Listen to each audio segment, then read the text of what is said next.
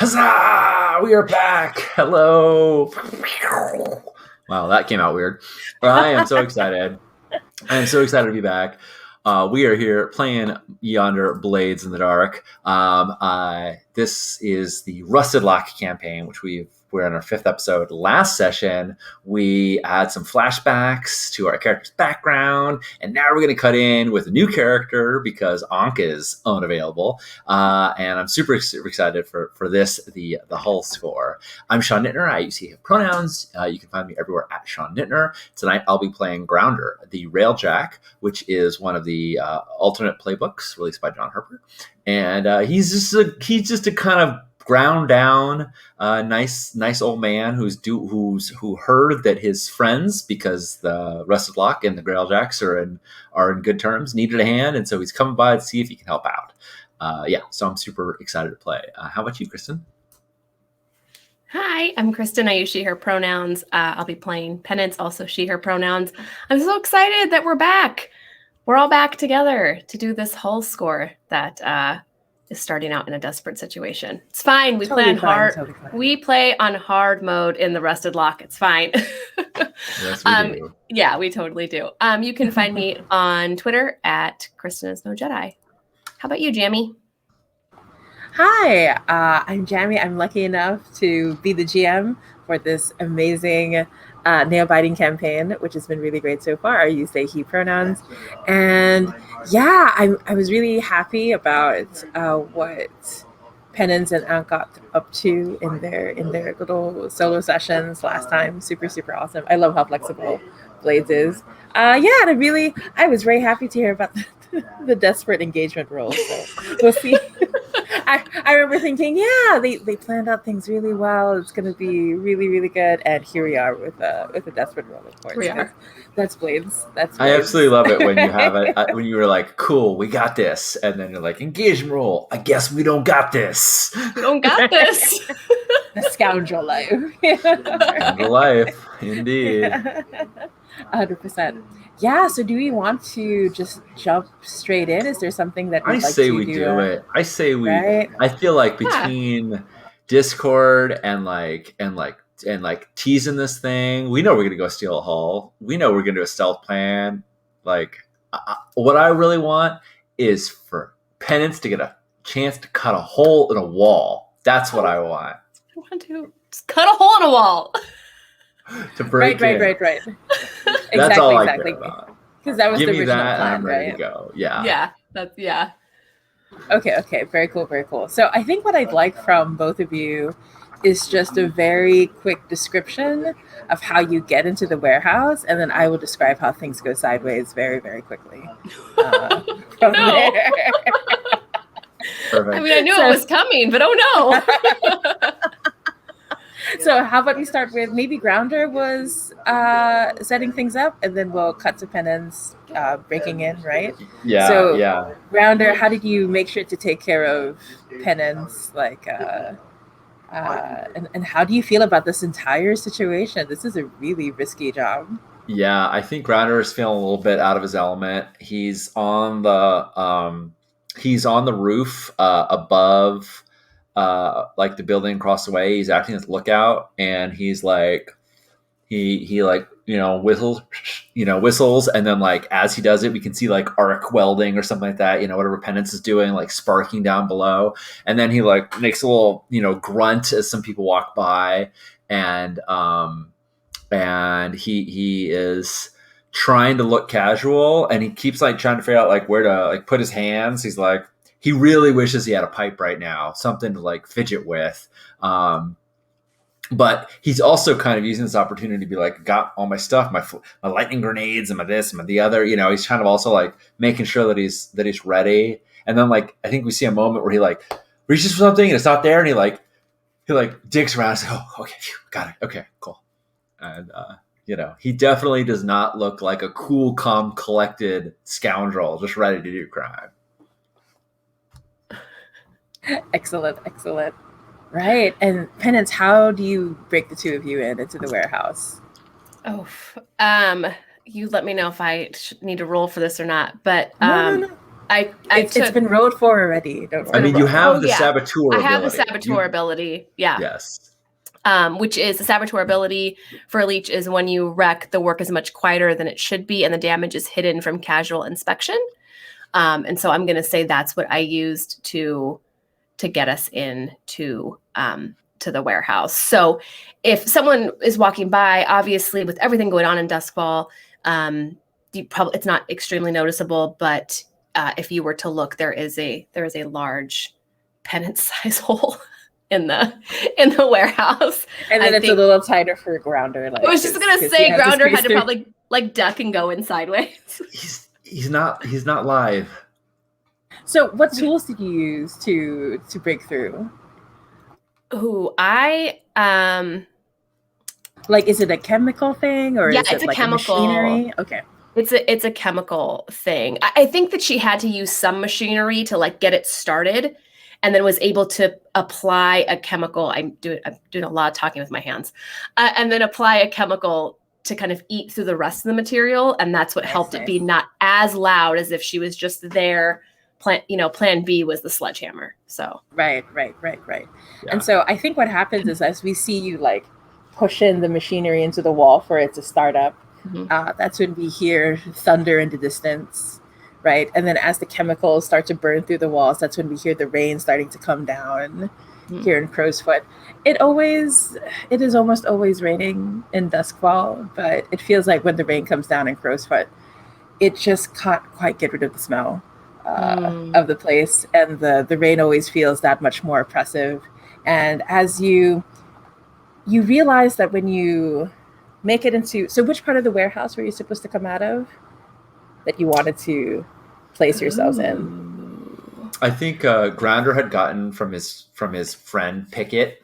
She's the second of the Lampblacks. Maybe not friend, but someone who acquaintance, someone who they've traded favors. They got some like drawings that were based off ministry floor plans. So it's like secondhand floor plans, and it's where we think the vault would be. But like, we don't necessarily know what level it's on, because these are like isometric. It's like not perfect isometric, view. So it's like, we know on the west side, there's like a boat entrance. And on the east side, there's like big doors. And we're trying to go, and those are like both on the northern part. So like the boat entrance and the big doors are kind of opposite one another on the north end of the building. So this is like the south end of the building where we hope the vault is close by.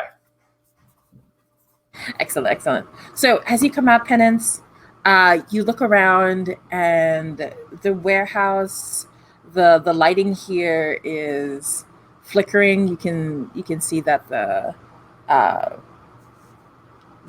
it's not called electricity. My mind is blanking. Electroplasmic.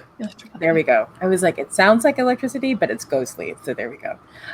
So the electroplasmic lighting here keeps flickering, and you realize it's like it's responding to the storm outside. Ooh. And you were expecting to at least see some people when you come out, but right now, like, you can't really see anything. And that's when you start to realize that what you thought was the sound of thunder is actually the sound of someone trying to crash through the huge doors on the other side of the warehouse. And as the two of you come in, you can see that the vault is probably upstairs. Like, you only have to get up a few levels. So you're on the right side of things, right? And you can tell it's the vault's there because there's a huge bulk of dudes who are like protecting the vault, and you can hear them screaming at each other. We promised Lady Jessica that no one's going to get through. Goddamn fucking red sashes, goddamn fucking Lampblacks. They just had to do it right now. And you can hear that outside is just pure chaos. What was just like a war that was on the verge of happening is all out war out in the streets. You can hear it outside of the warehouse. It just had to happen at the same time that you were going to break in. Fucking love and get the Fucking love it. Fucking love it. Wow. I think Grounder was like, on lookout. So as soon as Penance gives the signal, like, come on down. Yeah. I think we see him like vault down from the like second or third story that he was, and he moves like he like runs down the side of the building practically, like he runs down the ladder like it's like nothing. Even though like for his bulk, he can like move because he has the goat-footed ability that he can balance really well because he's just standing on top of a train. I think he actually just slides completely down the side of the fire escape because he's got his mag boots on, and he just like has his boots on and he just turns them on like half power so they don't lock him in place, but like enough that he just like slides down to the thing and like lands in a thump, you know, so it's all cool. And then as soon as he hears all of that, like he looks at Penance. He looks at Penance like, were you expect, like, was this your, like, he looks at you like he thinks maybe you're so crafty that like this was your plan, was to like it's a distraction, right? Like this is your distraction. And he looks at you like kind of in awe and kind of, just is sort of like in awe, like, is this the plan? Yeah. I think Penance notices that and she's really surprised. So I don't think she has it in her to pretend like, oh yeah, this was my plan this whole time. So I think she's kind of waves it away and is like, it's no matter, that we're here for the hull and we will leave with the hull. Wow. So when you say like this isn't the plan, he kind of like gulps and he's like, kind of looks over his shoulder like we could come back and like he kind of looks like we could come back another day, right? Like, and there's this little bit where he basically started trying to give you the out, like, do you want to, I mean, obviously we're not going to, but he looks like, well, we could just not, we could just, but of course now you've got the hole in the wall, like it would, we'd never have this opportunity again. So it's right. I am going to say that when you have that face of like pragmatism and logic and, common sense, that's when you hear one of the goons upstairs says, remember, we have orders that if they're on the verge of taking the hull, we're going to destroy it. We can't let anyone else have it. I think literally Penance and Grounder both do that. Like, yeah. Okay. Yeah. Yeah. And I think Penance does say to Grounder, like noticing his hesitation, and we've known each other for, a hot 5 minutes, is, does say like, if you want to leave, now is the time. You're all in or you're not in at all. So good. Yeah, he doesn't take that lightly. He's not like, no, I'm here. Like, he's not just like instantly ready, but he kind of looks out there at the rain and looks inside, and he's just like, in for a spark, in for a shock, it's like, here we go. Or in for a spark, in for an electrocution, right? 100%. So the idea that he's going to float to you is because it doesn't, Jammi, it sounds to me like the moment we step forward, like into this fracas, we could be spotted by the guys up top. We could get caught in a melee. Things are really bad in any direction we go. Well, except for out. That's still, probably the best choice. But Right. But like you can see the doors are about to like break through, but Yeah, but it doesn't sound like anyone has like seen us right now. Okay. Mm-hmm. So Grounder looks at Penance and is like, what's this building made out of? Is it metal siding or is it wooden siding? Are there metal beams? Is it possible? Yeah, I'm gonna say they're metal beams. Wall with his magnets on. Of course. Yeah, I'm gonna say yes. Of course. Okay, cool, awesome. I love how this is turning so Mission Impossible. By the way, but okay. So he kind of looks at Penance and he's like, I don't normally advocate for violence, but it seems like maybe even though this wasn't the plan, we could use the Lampblacks or whoever's out there as a distraction. wait for them to break through, and then when the Arcbenders, it's the Arcbenders, right? I get all the crew's names mixed up. When they start fighting, we could sneak behind them, maybe up the walls. So you could let them through. Like you could let it be easier for them to break through the doors, right? Yeah. Maybe. Yeah, that's actually what I was thinking too. Is like maybe even one of us sneaks over there and like pops the lock. Or lifts the bar. I'm guessing that there's like a big heavy bar. That's how I was picturing it, like this huge heavy bar. You know, if one of us were to just lift that bar up, that would be all the sooner. And he hates this plan because it's putting both of us right in the middle of the danger, but it also seems like it's the best way to. Right. It's the best distraction we can have. And as you look towards the door, you can see that beam is still in place, but underneath it, it's mostly wood, and the wood's already splintering and starting to give. Yeah. Right. And you can see there's scorch marks on the other side that are coming through. Okay. Penance's concern is if we let them in and they get the upper hand, then the hull's going to be destroyed. You know, if we get to the hall first, we'll be racing against a clock. Oh, I should put a clock. I'll put a clock on the. We are in a desperate situation. I don't want to. I've had my fair share of times when we were speeding down the rail to Gaddock Station. Just really hoping we hit the lightning barrier before the ghosts possess the majority of us. Mm-hmm. Sometimes you gotta roll dice. Right. And he says, he's like, I'm still here with his golden eyes from the bad possession that happened a long time ago, from the something that took over him.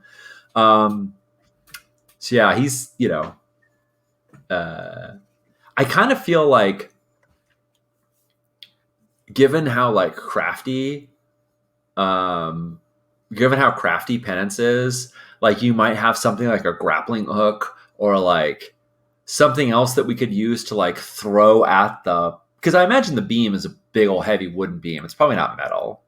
I have grappling hooks. Yeah. I'm going to say I have climbing gear as one of my things. Yeah. So instead of just sneaking over there to do it, maybe one of us could throw it's, who knows if you could move? Probably couldn't move a big beam. Those big beams are heavy. You probably need to get up there and.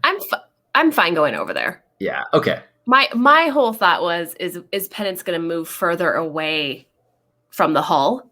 Yeah. Do you know what I mean? Like she's physically as close to this hull as she has. Like this is as close as she has been. It's right up there. I know it's right up there. I'm so close.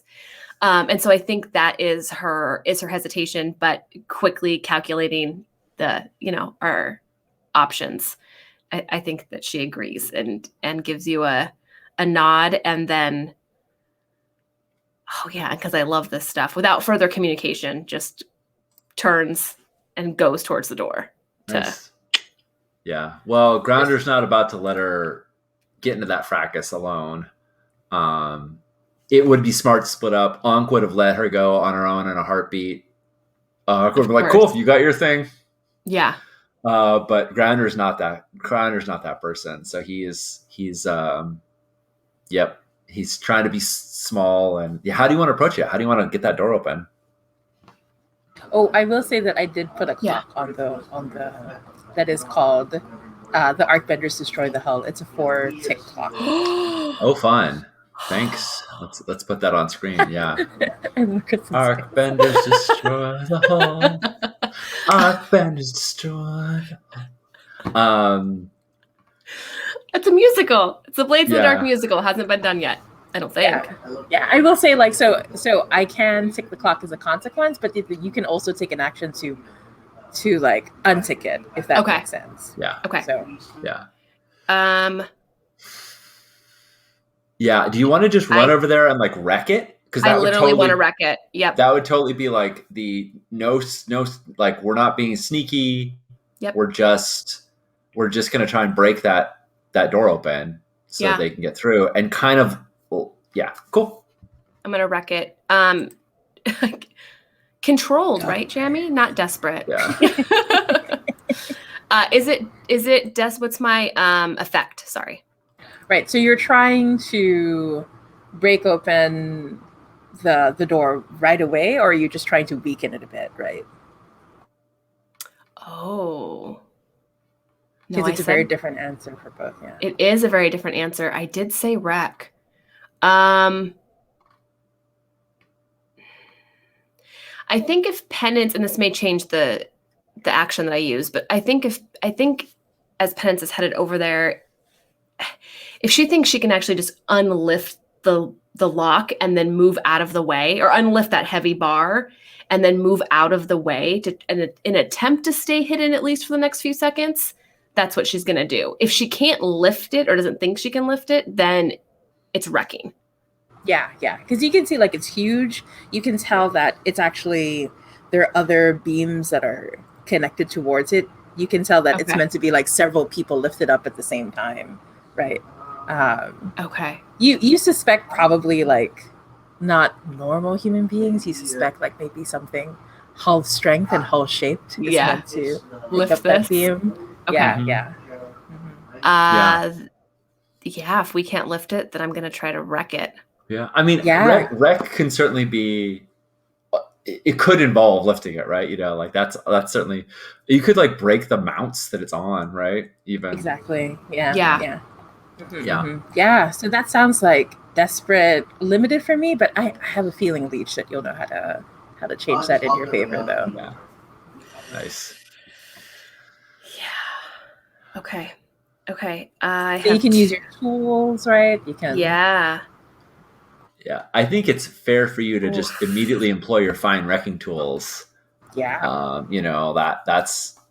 Yeah, I don't know why I was looking at tinkering tools. You're right. I need to be looking at right below it at wrecking tools.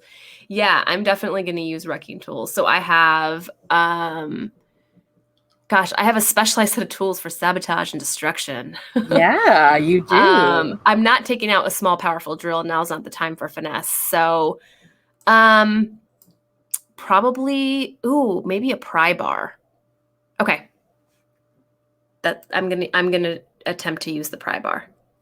Okay. Nice. Okay. Cool. We should pick our load just since we're doing all this stuff. Fair. I'm gonna go with a heavy load. I'm going heavy. That's crowbar. Little known fact, was invented in crow's foot. Not true. Thank you, Judd. Or is it? The crow's bar, which has which the teeth look like crow's beaks. Nice. Is a dust. I want to assist, and I think the way the assist is going to look is like one person cannot lift this beam, but I think if Grounder, who is like as established, like a very like hefty guy, I think Grounder is going to give it his all to like get underneath it and like heave it up just a little bit so you have some wiggle room. Because I think that if you're trying to pry the mount and it's got the full weight of the bar in it, everything's under tension. But if I lift it up even a smidge just to take a little bit of pressure off, I think that's going to let you get the bar in there so you can wiggle, you can get it started, you can get it in there. The other thing is I can't imagine any of this would happen without people up top being like, what the hell are you doing? So that's another, it's obvious, I think, that we will be noticed, but I'm happy to. What if Jammi hadn't thought about that? What if they hadn't thought about that, Sean? Well, I know they did. Your wreck is much quieter. Maybe they wouldn't notice immediately. Since you have Saboteur, when you wreck, your work is much quieter than it should be. So maybe you can get the shim in there, and they don't immediately notice. We are in the shadows, so maybe they don't immediately see it. I don't know. They're panicked. Use that Saboteur. Yeah, I definitely want to do that. So I'm going to mark stress for I'm the just assist. dying of laughter behind the music. I know. Sorry. Okay, desperate, limited. Jammi, is it up to standard? Because standard. Yeah, it's up to standard now because exactly. Yes. Yeah. I forgot about that. Thank you. Bonus die from the assist. I'm just not going to push myself yet because I feel. I have a devil's bargain in mind. Oh, nice. What do Go you have in on. mind, Sean? I think you can completely forego any attempt at stealth, even though you otherwise could be, and just be really freaking loud and not care and not worry about trying to do it sneakily at all. And that would probably just put some ticks on that destroy the whole thing when they realize that they're being breached from the inside. But if you just didn't care and you were like, I'm willing to pull out the sledgehammer and bang this pry bar in rather than try and pry it in with my hands. That's just my idea. I don't know if you think that seems legit, Jammi, or added. Yeah. I also agree with the tick of the clock. So one tick of the clock, just one. I'm so nervous about. You have four. You have four. I've had this clock going about Athea, the ghost living in me, taking complete control of my body. I have zero concern about that clock. I'm like, yeah, tick away. But this hall clock, okay. You could also ask Athea for help if you want. I'm saving that. I'm saving that. Yeah, I've thought of her. She's here. In fact, I think as we run over there, I think Penance, as we run over towards the door, I think Penance says, like, to Athea, like, are you seeing this? Like in disbelief that this is happening at the same time that we're attempting this score. Okay. Yeah, and I think when you say that, Athea says, yes, I am, but I haven't seen the traitor yet. When we see her, we'll destroy her. Does Kristin, does Penance say, are you seeing this out loud? Like, would Grounder hear her say that? So I think so, and here's why. I think that Penance has gotten so used to just talking to Athea that it's like us nowadays when we walk around with our earphones in and then you look at someone, you can't tell if they're talking to you or just talking to. Yes. So yes. So Grounder gives her a confused look because unlike Honk, he can't detect Athea's presence. So he just gives her a confused look and is like, yeah, but but like, I'm still going to shoulder this big heavy beam as best I can.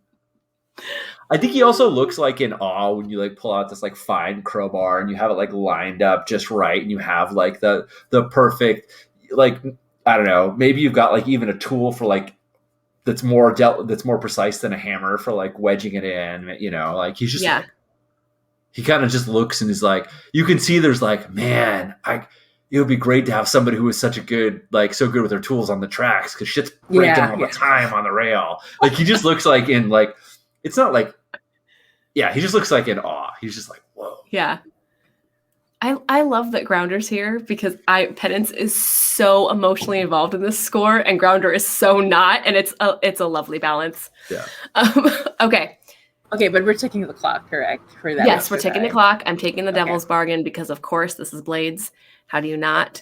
So 2 bonus die, right? The assist and the Devil's Bargain. That's correct.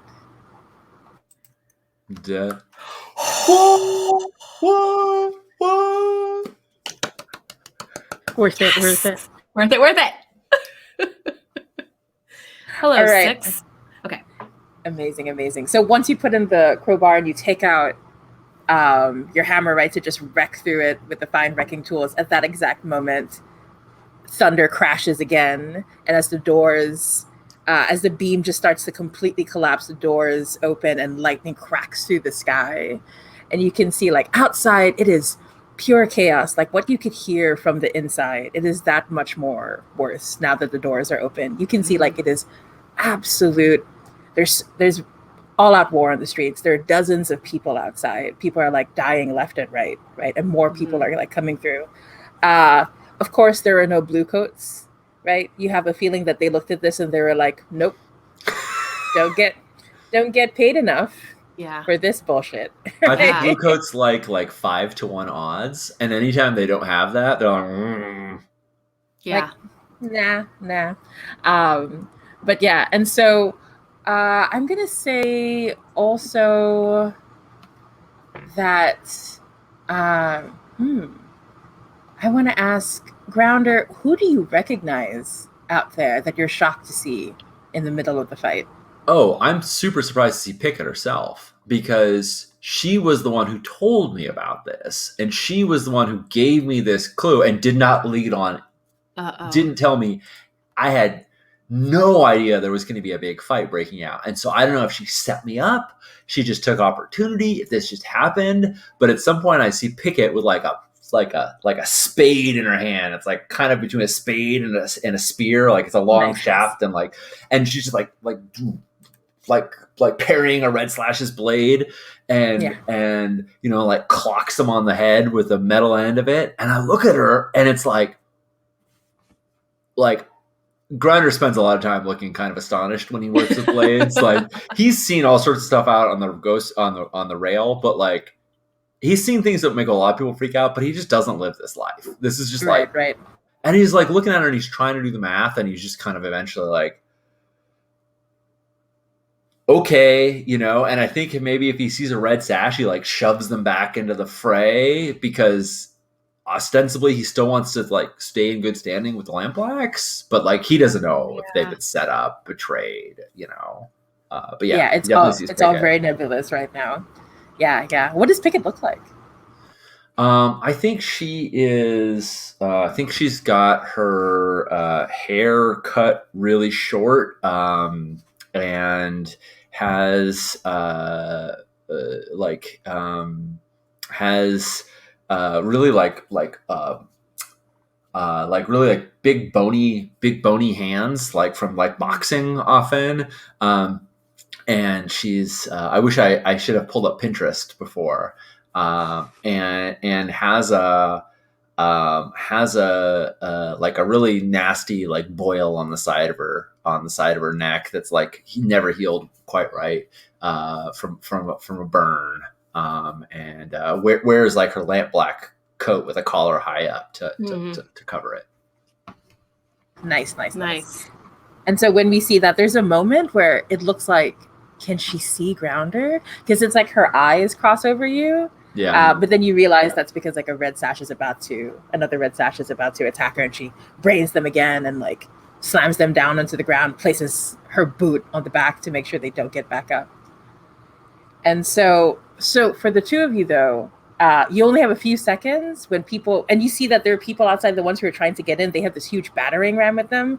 Because Penance, when you wrecked through the door, you blew it open and they like tumbled onto the side. But then you see them get back up and they scream, "It's here! Get after it now!" And then you can see like people are starting to like pour in. What do you do, Grounder? Because it looks like you're both going to get overwhelmed real quick, and you have to get to the other side of the warehouse. Yeah, I'm just like, I look and I'm just like, stay behind me. And I'm just going to like start, I think, if it's okay with you, Kristin, I think like,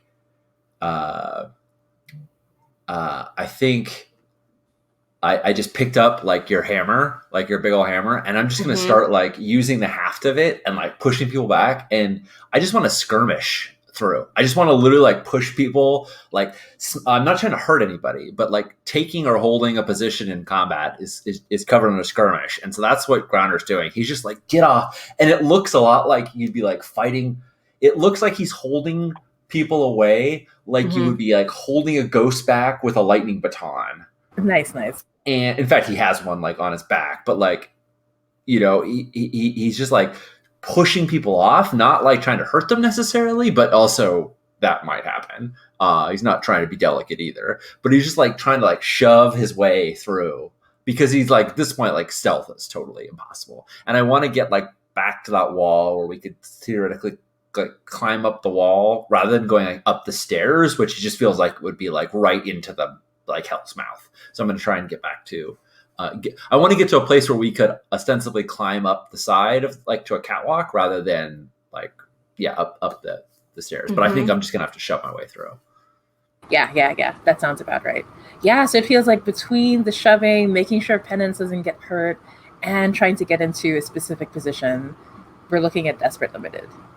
Yeah, just because we're trying to do all these things, which makes sense to me. Right? Yep. Right. Oh, Penance, did you mark XP for your desperate roll and Rick? Oh yeah, thank you. See, that's a good thing about starting off desperate. Right? XP XP. Such a gift. Yeah. I mean, I'll assist, absolutely. Nice. What's it look like? I think that if you're trying to keep people away from us in the front, I'm trying to keep people away on the sides. Yeah. So that we're not overwhelmed that way. Right. And then I do have a plan for when we actually get to climbing, but that's how I'll assist, is I'm doing the same thing, but to people on the sides. Nice. Ooh, Nice. like we're seeing you back to back, right? Like the huge grounder and the smaller Penance, right? And then all this huge mass of people, right? And you can tell like they're like completely, it's pure mob mentality, right? Yeah. Like you're not really looking at people. They're like moving as like one amorphous unit of rage and violence. Right. Yeah. I feel like in this kind of environment, it's like, if you're wearing a red sash, the lampblack's going to stab you. If you're wearing a lamp black coat, the red sash is going to stab you. And if you're either of those, and if you're anyone that doesn't look like an arcbender, the arcbenders are going to stab you. Like it doesn't even matter like what. Yeah. It's chaos. Yeah. Pure chaos. I like that. I think when like he like uses the hammer to like shove somebody back, and like they clearly are not like, I think like when he like pushes it into somebody and they clearly are not like afraid of it, he's like, well, forget this, and he just pulls out his lightning baton, which I realize is an item on my off-duty list. Nice. Awesome. And Perfect. I don't think it's, electroplasmic weapons are not as harmful to humans as they are to ghosts, but I think they're scary. And I think that they're, it's like, oh shit, somebody's sparking over there. Like, don't like it. I feel like it's like instinctive that people want to clear the way. So do you think that's justifiable to get me up to